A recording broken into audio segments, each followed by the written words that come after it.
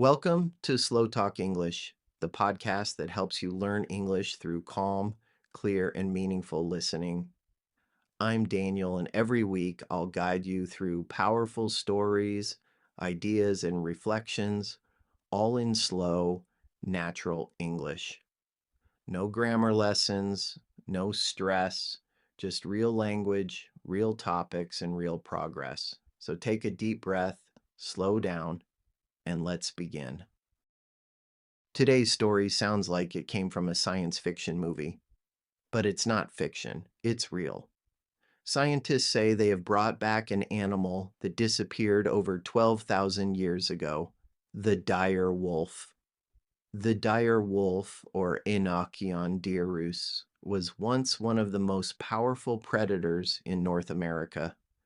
Larger than today's gray wolves, it had stronger jaws, a broader skull, and thick fur suited for cold climates. These wolves hunted in packs and dominated the landscapes during the Ice Age, preying on giant herbivores like bison and ancient horses. Then, as the climate warmed and their prey dwindled, they vanished.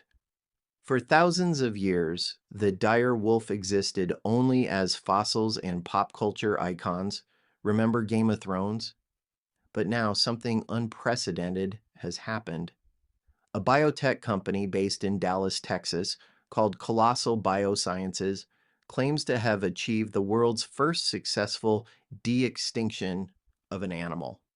Using a combination of ancient DNA extraction, CRISPR gene editing, and surrogate motherhood, they've produced three wolf pups that closely resemble the dire wolf.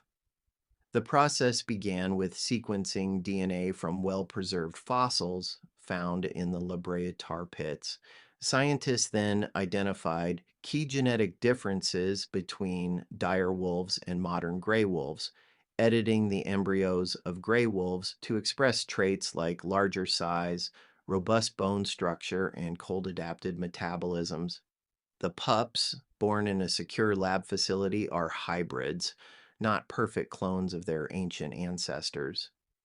But early observations suggest they exhibit behaviors never seen in modern wolves, such as a preference for coordinated pack hunting and unusual vocalizations. Dr. Lauren Phillips, Colossal's lead geneticist, explains these animals represent a bridge between past and present.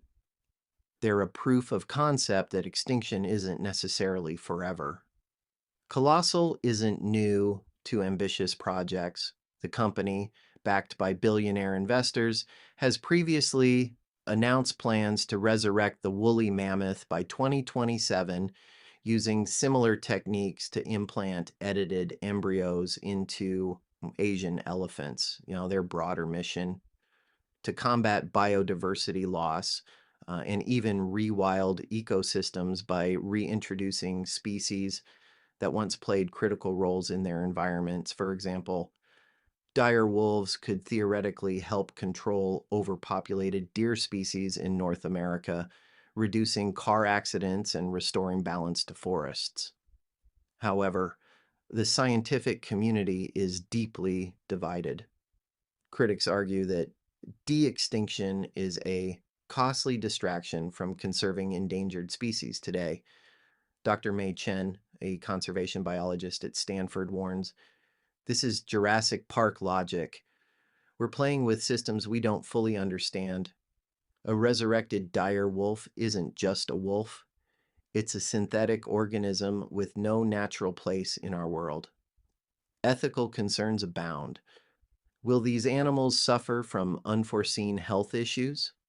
Could they outcompete native species or spread lab-engineered genes into wild populations?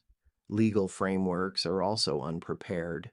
The U.S. Endangered Species Act doesn't cover de-extinct animals, leaving their status ambiguous. Would they be classified as endangered, invasive, or something entirely new?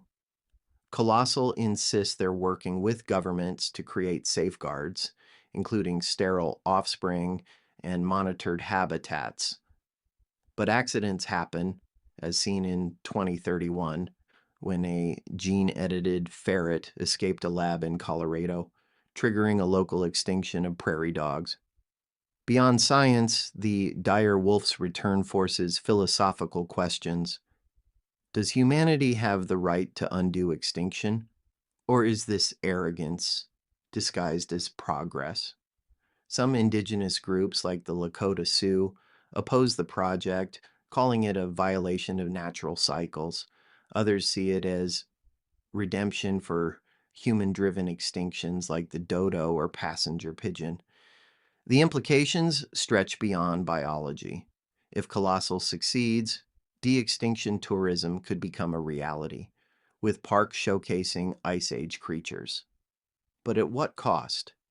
A single dire wolf project reportedly exceeded $200 million, enough to fund 40 years of tiger conservation in India. For now, the 3 wolf pups remain under observation, their howls a haunting reminder of a lost world. Whether they'll ever roam freely or whether they should remains unanswered. One thing is certain, science has crossed a threshold. As Dr. Phillips puts it, we're no longer just studying life, we're redrawing its boundaries. Thanks for listening. That was today's episode of Slow Talk English. Subscribe so you don't miss what's coming next. And remember, keep listening, keep growing.